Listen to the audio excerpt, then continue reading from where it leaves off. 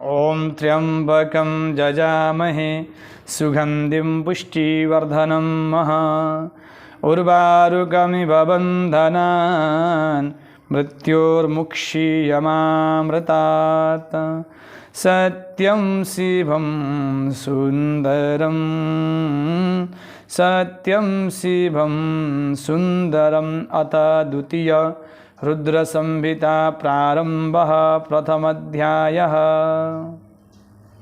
समस्त भक्तवृंद को ओम नमः शिवाय।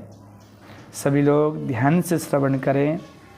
आप लोगों के बीच में मैं कुछ शिव पुराण के कथा रख रहा हूँ। आप लोग सभी लोग ध्यान से श्रवण करें और जो जानकारी आपको चाहिए आप उसे ग्रहण करें। इसी के साथ में सभी लोग प्रेम से कहें ओम नमः शिवाय, ओम नमः शिवाय। परम पौराणिक सूत जी से शौनक आदि ऋषियों की वार्ता। जो विश्व की उत्पत्ति, पालन और लय के एकमात्र कारण हैं, उन अनंत कीर्ति वाले गौरीपति, अचिंत्य रूप वाले निर्मल बोध स्वरूप मायाश्रित किंतु माया रहित शिव जी को मेरा नमस्कार है।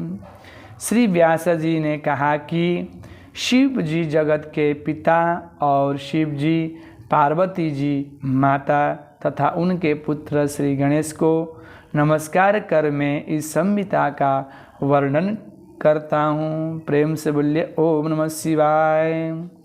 एक समय नैमिषारण्य में जब समस्त शौनक आदि मुनियों ने परम भक्ति से सूत जी से यह प्रश्न किया कि शिव जी का सर्वश्रेष्ठ स्वरूप क्या है और पार्वती जी सहित उनका दिव्य चरित्र क्या है, लोक के कल्याणकर्ता श्री शंकर जी किस प्रकार प्रसन्न होते हैं और प्रसन्न होने पर क्या फल देते हैं, तथा ब्रह्मा विष्णु महेश ये तीनों देवता शिव जी के अंग से उत्पन्न हुए हैं और इनमें महेश ही पूर्णांश हैं, तथा शिव पार्वती का आविर्भाव और विवाह कैसे हुआ, उनकी उन सब लीलाओं को हमें बतलाइए। तो परम पौराणिक सूत जी बोले, हे मुनीश्वरों, इस उत्तम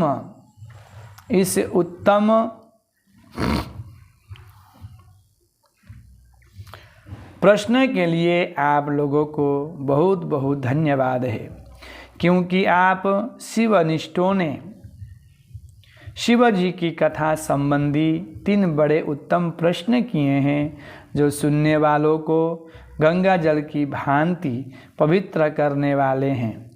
आपके प्रश्न के अनुसार शिवजी के चरित्रों को यत्नपूर्वक मैं अपनी बुद्धि के अनुसार कहता हूँ। आप लोग आदर सहित सुनिए। जैसा प्रश्न आपने किया है वैसा ही शिवजी से प्रेरित हुए श्री नारद जी ने अपने पिता ब्रह्मा जी से यही प्रश्न पूछा था। तब शिव भक्त ब्रह्मा जी ने प्रसन्न हो अपने पुत्र नारद जी को हर्षित करते हुए शिव जी का यश वर्णन किया था। श्री व्यास जी कहते हैं कि जब सूत जी ने ऐसा कहा तो उनके इस वाक्य को सुनकर वे सब ब्राह्मण कौतूहल सहित उस संवाद को इस प्रकार पूछने लगे कि सूत जी, शिव भक्तों में उत्तम बुद्धि वाले यह ब्रह्मा और नारद जी का संवाद कब हुआ था, जिसमें भवबंधन से छुटाने वाली भगवान शिव की लीला वर्णित है। हे तात, इनके प्रश्न के अनुसार ही हमें वह सब प्रेम से सुनाइए। श्री शिव महापुराणे द्वितीय रुद्र संहिता। ओम शिवार्पणमस्तु। शिव जी की काम पर विजय। सूत जी बोले, हे विप्रो, एक समय श्री नारद जी तप करने की इच्छा से हिमालय पर्वत की एक अत्यंत सुंदर गुफा में गए, जहाँ देव नदी गंगा जी बड़े वेग से बह रही थीं। वहाँ रहकर मुनिश्रेष्ठ नारद जी ने बहुत काल तक तप किया और जिसमें उन्होंने मौन होकर अहम ब्रह्मा को समाधिस्थ होकर ब्रह्म साक्षात्कार करने वाले विधान को प्राप्त किया। इनके उस तप से इंद्रिय कंपित हो गए और विघ्न उपस्थित करने के लिए काम का स्मरण किया। महिषी का पुत्र काम इंद्र के सामने आया। स्वार्थ में कुटिल बुद्धि इंद्र ने कहा, हे महावीर, मेरे बड़े मित्र काम, तुम तो सर्वदा ही मेरा हित करने वाले हो। इस समय मेरी सहायता करो। तुम्हारे ही बल से तो मैं कितनों के तप बल का गर्व नष्ट कर राज्य करता हूँ। हिमालय पर्वत की गुफा में नारद मुनि तप कर रहे हैं। वे मन में शिव जी को धारण किए अचल समाधिस्थ हैं। कहीं वे ब्रह्मा जी से मेरे राज्य को याचना न करें, अतः उनके तप में विघ्न कीजिए आप। काम नारद जी का तप भंग करने चला। वहाँ पहुंचकर उसने अपने संपूर्ण कलाओं की रचना की। बसंत ने मत से नाना प्रकार का प्रभाव दिखलाया, परंतु नारद मुनि के चित्त में कुछ भी विकार नहीं हुआ और शिव जी की कृपा से इंद्र का गर्व नष्ट हो गया। कारण कि इसी स्थान पर पूर्व काल में शिव जी ने तप कर काम को जलाकर भस्म कर रति को वरदान दिया था और यह कह दिया था कि यहाँ पर काम का कुछ भी प्रभाव न होगा। तब अपनी गति को व्यर्थ हुआ देखकर कामदेव नारद जी से इंद्र के पास स्वर्ग में चला गया। इंद्र विस्मित हो नारद जी की प्रशंसा करने लगे। शिव जी की कृपा से नारद जी फिर कुछ काल तक वहाँ तप करते रहे। पश्चात काम को जीतकर नारद जी गर्वित हो गए और शिव जी की माया से मोहित अज्ञानियों के समान उस वृतांत को कहने के लिए कैलाश पर्वत पर शिव जी के पास पहुँचे। नारद जी ने रुद्र को प्रणाम कर अभिमान से अपना सब वृतांत कह सुनाया और अपने को महात्मा और प्रभु समझा। इस पर रुद्र जी ने कहा, हे तात नारद, तुम धन्य हो, परंतु यह बात जो तुमने मुझसे कही है इसको हरि भगवान के आगे मत कहना और उनके पूछने पर भी तुम इस वृतांत को गोप्य ही रखना और किसी प्रकार भी प्रकाशित न करना। ऐसे तुम मेरे अत्यंत प्रिय विष्णु भक्त मेरे अनुगत होते हैं, इसी कारण मैं तुम्हें इतना समझाता हूँ। किंतु शिव जी की माया से मोहित नारद जी ने इस बात को हितकर नहीं समझा और होनहार की प्रबलता से जिसकी कर्म गति को विद्वान भी नहीं समझ सकते और शंकर भगवान की उस इच्छा का मनुष्य निवारण नहीं कर सकता, वे भी न कर सके और वे मुनिश्रेष्ठ ब्रह्मलोक को चले गए। वहाँ जाकर ब्रह्मा जी को नमस्कार कर उन्होंने अपने तपोबल से कामजय को कहा। ब्रह्मा जी ने इस बात को सुनकर शिव जी के चरणों में प्रणाम किया और फिर सब कारण जानकर अपने पुत्र को पुनः ऐसा कहने के लिए निषेध किया, परंतु ब्रह्मा जी के कहने पर भी नारद जी ने उस पर ध्यान न दिया, क्योंकि उनके मन में मदरूप अंकुर उत्पन्न हो गया था। लोक में शिव जी की जैसी इच्छा होती है वैसे ही होता है, क्योंकि उनके अधीन यह सब जगत है और उनकी ही आज्ञा से सब स्थित है। नष्ट बुद्धि वाले मदांकुर मन वाले नारद जी अपने वृतांत कहने के लिए शीघ्र ही विष्णुलोक में विष्णु जी के पास पहुँचे। उनके आगमन का कारण जानते हुए भी श्री विष्णु जी ने आदर से बैठकर आगे जाकर इनका सत्कार किया और अपने आसन पर बिठाकर शिव जी के चरण कमलों का स्मरण करते हुए नारद जी से पूछा कि हे तात, इस समय तुम कहाँ से आ रहे हो और यहाँ कैसे आए हो? हे मुनिवर, तुम धन्य हो, तुम्हारे आगमन से मैं पवित्र हो गया। विष्णु भगवान के इन वाक्यों को सुन गर्वित नारद मद सहित अपना सब वृतांत कह गए।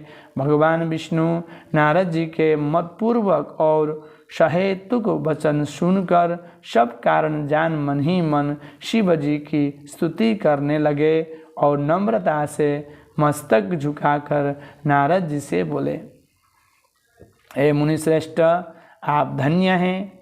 हे मुने, काम मोहादिक तो उनको सताते हैं जिसके हृदय में तीनों देवताओं की भक्ति नहीं है, परंतु आप तो नैष्ठिक ब्रह्मचारी और सर्वदा ज्ञान वैराग्य वाले हैं, फिर आपको काम विकार कैसे हो सकता है? मुनिश्रेष्ठ नारद ने भगवान के इन वचनों का सुनकर हृदय में उन्हें नमस्कार किया और हंसकर भगवान से बोले, हे स्वामिन, यह सब आपकी कृपा है। ऐसा कहकर हरि को प्रणाम कर वे इच्छानुसार स्थान को चले गए। श्री शिव महापुराणे द्वितीय रुद्र संहिता। ओम शिवार्पणमस्तु। ओम हं जुं शः ओम भूर्भुवस्वः। त्र्यंबकं जजामहे सुगंधिं पुष्टिवर्धनम् उर्वारुकमिव बन्धनान् मृत्योर्मुक्षीयमामृतात्।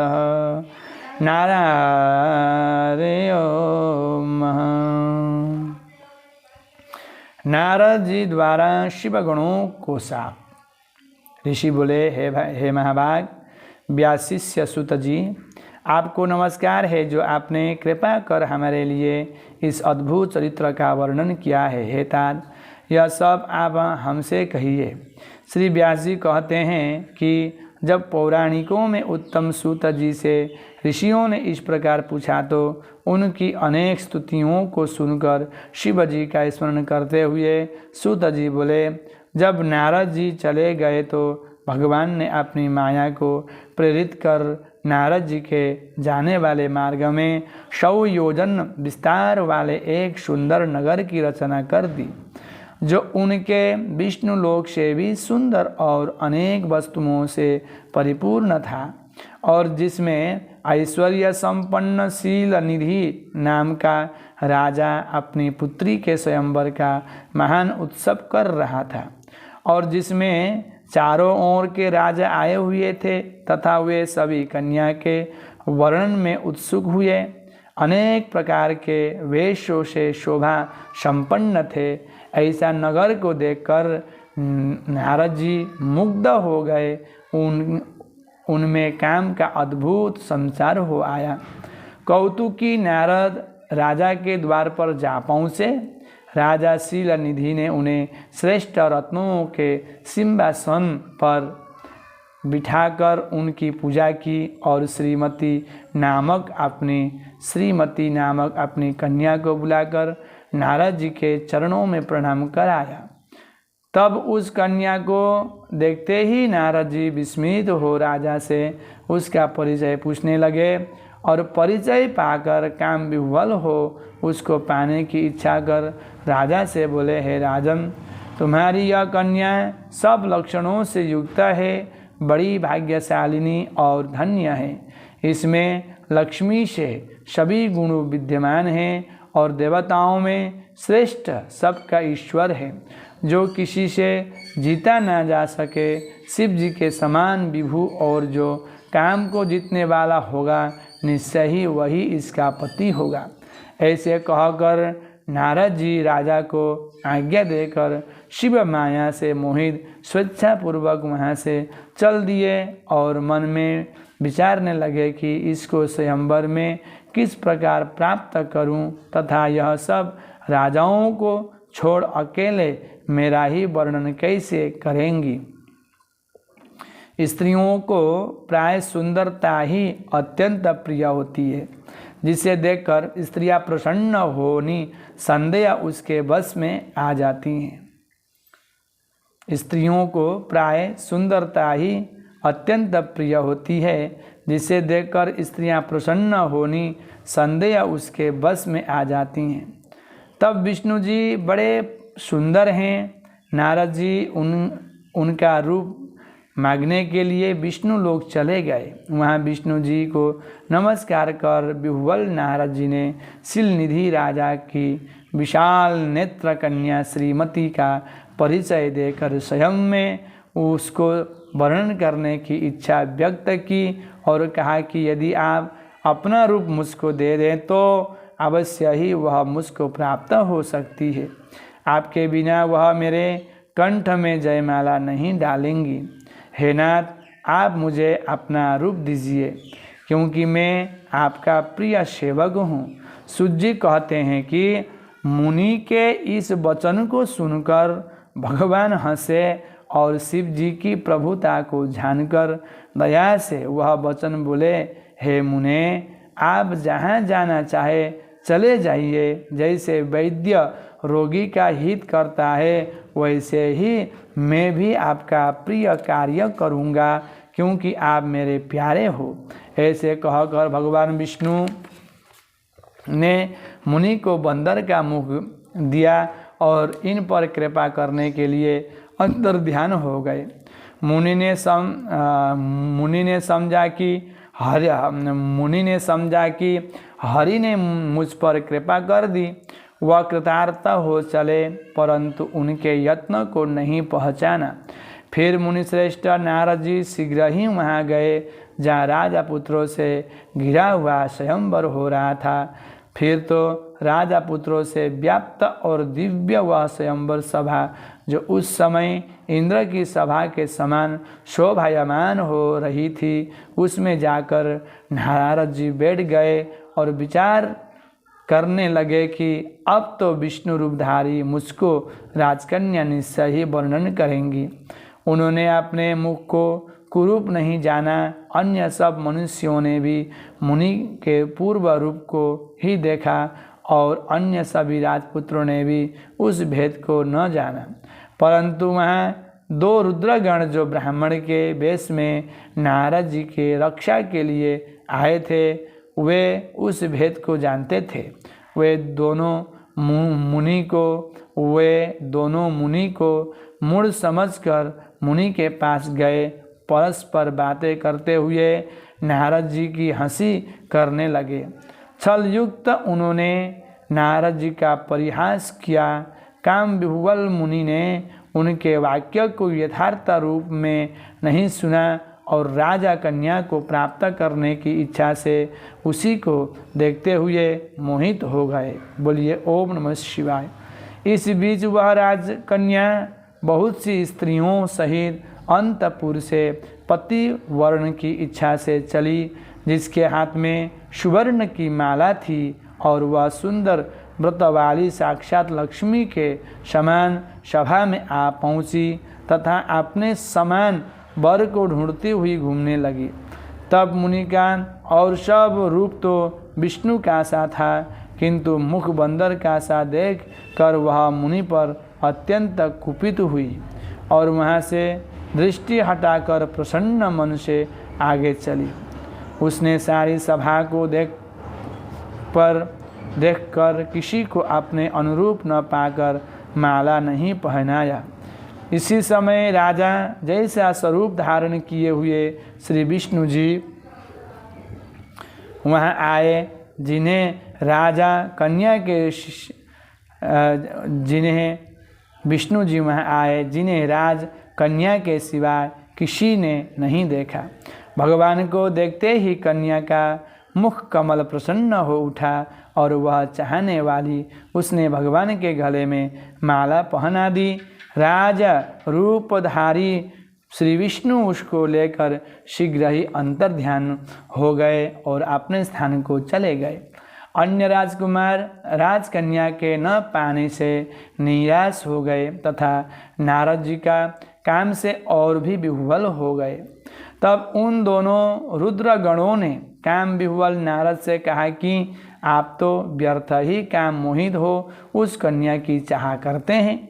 पहले अपना मुख तो देखिए जो कि बंदर के समान बना है। सूत जी कहते हैं कि उनके वाक्य सुनकर नारद जी ने आश्चर्य किया और शिव जी की माया से मोहित उन मुनि ने अपना मुख जल में जाकर देखा तो अत्यंत क्रुद्ध हो उन्होंने दोनों गणों को शाप दिया और कहा कि तुमने मुझ ब्राह्मण की हंसी की है, अतः राक्षस हो जाओ। शिव जी के गण उनके इस शाप को सुनकर और मुनि को मोहित हुआ जानकर कुछ भी न बोले और शिव जी की स्तुति करते हुए अपने स्थान को चले गए। यह सब शिव जी की इच्छा थी। श्री शिव महापुराणे द्वितीय रुद्र संहिता। ओम शिवार्पणमस्तु। विष्णु जी को नारद जी का शाप। ऋषियों ने पूछा, हे महाविद्वान सुत जी, जब शिव के गण अपनी इच्छा से चले गए तब काम से विह्वल नारद मुनि ने क्या किया? सुत जी बोले, शिवाजी की इच्छा से मोहित मुनि ने उन दोनों को यथोचित शाप देकर जब जल में जाकर अपना मुख देखा तो बंदर की सी अपनी मुखाकृति को देख उन्हें विष्णु जी पर बड़ा क्रोध आया और सोचा कि यह तो उन्होंने मेरे साथ छल किया है। इस कारण वे क्रुद्ध हो विष्णु लोक को चले गए और बड़ी हुई अग्नि के समान वाक्य कहने लगे। शिवाजी की इच्छा से उनका ज्ञान नष्ट हो गया था और वे गर्व से पूर्ण वचन बोल रहे थे। उन्होंने कहा, हे हरि, तुम बड़े कुटिल और कपटी हो। अपने माया से संसार को मोहित कर मायावी और मलिन चित्त वाले हो। तुम किसी के उत्साह को सहन नहीं कर सकते। तुमने पहले मोहिनी रूप धारण कर कपट किया और असुरों को अमृत न पिलाकर उन्हें मदिरा पिलाई। यदि महादेव जी ने दया कर विष न पान कर लिया होता तो तुम सब बहानेबाजी की सारी माया ही नष्ट हो चुकी होती। हे विष्णु, तुमको कपटी चाल बड़ी प्यारी है। तुम्हारा स्वभाव अच्छा नहीं है। इसे तो परमात्मा शिव जी ने ब्राह्मण को सबसे ऊपर कहा है। आजकल वे महादेव जी तुम्हारी चालबाजी पर पछताते हैं। इसलिए हे हरि, यह जानकर आज मैं उन्हीं शिव जी के बल पर शिक्षा देता हूँ, जिससे तुम फिर कहीं पर ऐसा कर्म न करो, क्योंकि तुम बड़े निशंक हो। कारण कि कभी वेग वालों से तुम्हारा पाला नहीं पड़ा है। हे विष्णु, अब तुम अपने इस किए हुए कर्म का फल पाओगे। हे विष्णु, तुमने स्त्री के लिए मुझको व्याकुल और मोहित किया है और जिस स्वरूप से मेरे साथ व्यवहार किया है, हे हरि, तुम भी उसी रूप से मनुष्य होकर दुख भोगोगे और जैसा मेरा मुख किया है इसी मुख वाले तुम्हारे सहायक होंगे। तुम भी स्त्री से अलग होने का दुख पाओगे और संसार में अज्ञान से मोहित होकर तुम्हें भी नर लीला करनी पड़ेगी। इस प्रकार नारद जी ने भगवान को शाप दिया। विष्णु जी ने शिव जी की माया की प्रशंसा की और उस शाप को ग्रहण कर लिया। फिर महादेव जी ने विश्वमोहक अपनी उस माया को खींच लिया जिससे नारद जी मोहित हुए थे। उसके हटते ही नारद जी फिर पहले की तरह बुद्धिमान हो गए और पश्चाताप करते हुए बारंबार अपनी निंदा तथा शिव जी की माया की प्रशंसा करने लगे। ओम नमः शिवाय, ओम नमः शिवाय। उसके हटते ही नारद जी फिर पहले की तरह बुद्धिमान हो गए और पश्चाताप करते हुए बारंबार अपनी निंदा तथा शिव जी की माया की प्रशंसा करने लगे। फिर आकर विष्णु जी के चरणों में गिर पड़े। भगवान ने उठाकर उन्हें अपने आसन पर बिठा लिया। नारद जी ने क्षमा की प्रार्थना की तो विष्णु जी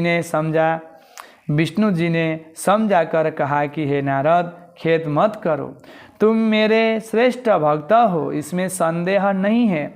तुमको नरक नहीं होगा, क्योंकि तुमने मत से मोहित होकर शिव जी का वाक्य नहीं माना था। तुम उनके और हमारे भी बड़े भक्त हो। इससे शिव जी तुम्हारा कल्याण करेंगे और यह तो तुम्हारे गर्भ नाश के लिए ही उन्होंने ऐसी माया की थी। भगवान शंकर गर्भ के हरण करता है। वह परमात्मा सच्चिदानंद स्वरूप निर्गुण और निर्विकार हैं। साथ ही वे सत रज तम तीनों गुणों से परे निर्गुण और सगुण भी हैं। उन्होंने ही मुझको जगत का पालक विधाता को सृष्ट और रुद्र को सबका संहर्ता किया है। हे नारद, अब तुम्हारे लिए यही सुखद है कि तुम अपने सब संशय छोड़कर शिव जी के श्रेष्ठ यश ज्ञान करो और अनन्यमति होकर सर्वदा शिव जी के सतनाम स्तोत्र का जाप किया करो। इसको आज जपने से शीघ्र ही तुम्हारा सब पाप नष्ट हो जाएंगे। हे मुने, शिव जी की पूजा से समस्त पाप नष्ट हो जाते हैं। अतएव तुम भी पैर से लेकर मस्तक पर्यंत अच्छी तरह भस्म लगाकर ओम नमः शिवाय मंत्र का जाप किया करो। शिव के प्रिय रुद्राक्ष की यत्न से सब अंगों में धारण करो। सर्वदा शिव जी की कथा कहो, सुनो और शिव भक्तों को इच्छा तरह बारंबार पूछो। निरालस्य हो, सर्वदा शिव जी की शरण में रहो। शिव जी के स्वच्छ चरणों को हृदय में धारण करो और शिव के प्रिय आनंद वन में जाओ। वहाँ विश्वेश्वर को देखकर भक्ति से उनका पूजन करो तथा उनकी विशेष स्तुति और प्रणाम कर वंदना रहित हो जाओ। हे मुने, इसके पश्चात आप चाहे जहाँ गमन करना, मेरे शासन से ब्रह्मलोक में जाना और वहाँ पर अपने पिता ब्रह्मा की स्तुति और नमस्कार करना तथा उनसे भी शिव जी की महात्म्य पूछना। वहाँ वे तुम्हें शिव जी के 100 नामों का स्तोत्र सुनाएंगे। हे मुने, आज से तुम शैव्य हो जाओ, शिव जी तुम्हारा कल्याण करेंगे। ऐसा कहकर शिव जी की स्तुति करते हुए उनका स्मरण और नमस्कार कर वे वहीं लुप्त हो गए। बोले नमः शिवाय, नमो नमः।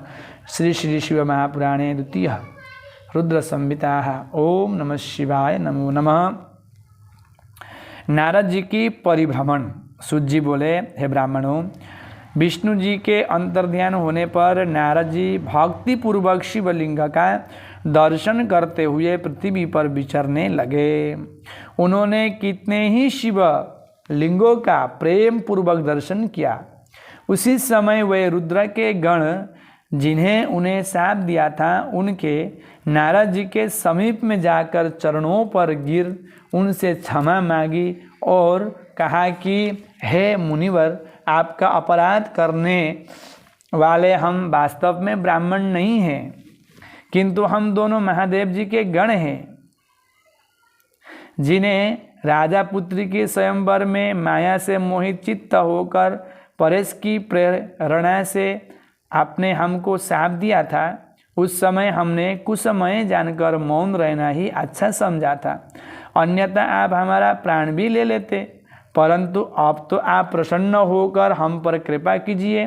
सूत जी कहते हैं कि जब उन गणों ने भक्ति और आदर से इस प्रकार प्रार्थना की तो उनके वचनों को सुनकर पश्चाताप करते हुए मुनि ने कहा, हे सत्पुरुषों, मैं मान्य महादेव जी के गणों शिव जी के इच्छा से पहले निश्चय ही मेरी बुद्धि नष्ट हो गई थी, जिसे मोहवश मैंने तुमको शाप दे दिया। परंतु जो कुछ कहा गया वह तो होना ही होना है, तो भी हे गणों सुनो, मेरे अपराध को क्षमा करो। अब मैं तुम्हारे शापद्वार का उपाय कहता हूँ। तुम श्रेष्ठ मुनि के वीर्य से जन्म लेकर राक्षस होगे, जहाँ तुम्हें सब प्रकार ऐश्वर्य, प्रताप और बल प्राप्त होगा। तुम संपूर्ण ब्रह्मांड के राजा और जितेंद्रिय शिव भक्त होगे और वही शिव के दूसरे शरीर से मरकर पुनः अपना पद प्राप्त करोगे। सूत जी कहते हैं कि नारद जी के इन वाक्यों को सुनकर महादेव जी के गण प्रसन्न से अपना स्थान को चले गए। नारद जी भी शिव लिंगों का दर्शन करते हुए दूसरी ओर पृथ्वी पर पर्यटन करने लगे। चलते चलते वे काशीपुरी में काशीनाथ जी के दर्शन करने गए, जो सबके ऊपर विराजमान शिव जी को प्रिय, शिव को सुख देने वाली और शिव स्वरूपिणी नगरी है। उसके दर्शन कर वे कृतार्थ हो गए। वहाँ परम आनंद से उन्होंने काशीनाथ शिव जी का पूजन किया और उनकी महिमा वर्णन करते हुए प्रेम से विह्वल हो गए। पश्चात नारद जी ब्रह्मलोक को गए। वहाँ जाकर उन्होंने अनेक प्रकार से अपने पिता ब्रह्म से शिव तत्व को पूछा। श्री शिव महापुराणे द्वितीय रुद्र संहिता। ओम नमः शिवाय, ओम नमः शिवाय, ओम नमः शिवाय, नमो नमः।